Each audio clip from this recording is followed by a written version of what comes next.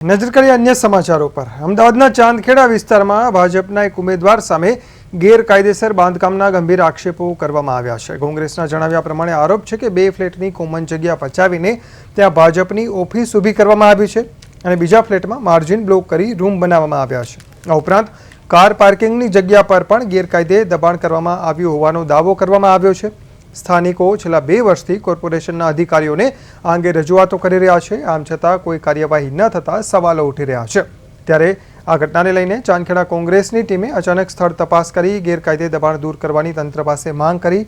કોંગ્રેસે કટાક્ષ કરતા કહ્યું કે ભાજપના ઉમેદવાર જ ભૂમાફિયા બની ગયા છે અને પૂછ્યું કે આવા દબાણ પર બુલડોઝર ક્યારે ફરશે। સાથે જ સ્થાનિકોની જગ્યાએ દબાણ અને દાદાગીરી કેમ કરવામાં આવી રહી છે તેને લઈને પણ કોંગ્રેસના કાર્યકરોએ સવાલો કર્યા હતા।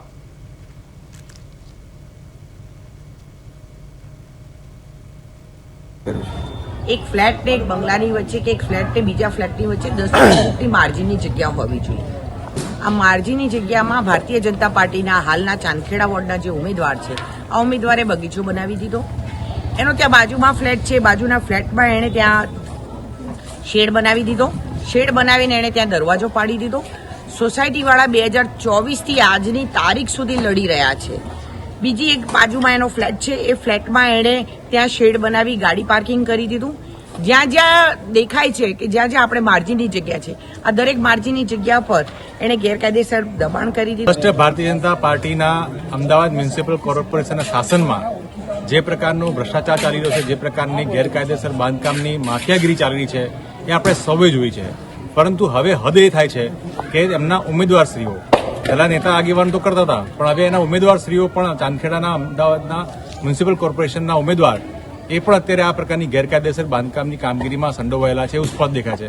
મારી પાછળનું જે બાંધકામ છે એ ગેરકાયદેસર બાંધકામ છે, જે 2 સોસાયટી વચ્ચેની કોમન જગ્યા આવે એમાં બનાવેલું છે।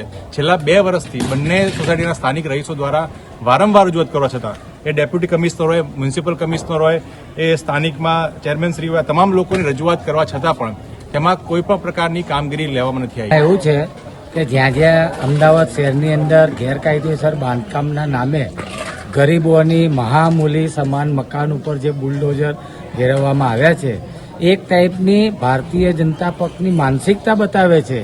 આ એમના મળતિયાઓ, માલેતુજારો, બિલ્ડરો કે જે પોતાની જગ્યાની જો હુકમી કરીને બીજા લોકોને કે જે રહીશો છે, જેમણે પૈસા આપીને મકાન લીધા છે, ફ્લેટ લીધા છે, એ લોકો પર જો હુકમી કરીને જે ગેરકાયદેસર અહીંયા નથી બુલડોઝર આવતી, અહીંયા નથી પોલીસ આવતું, અહીં નથી ડેપ્યુટી કમિશનર આવતા, અહીં નથી મ્યુનિસિપાલિટી આવતી।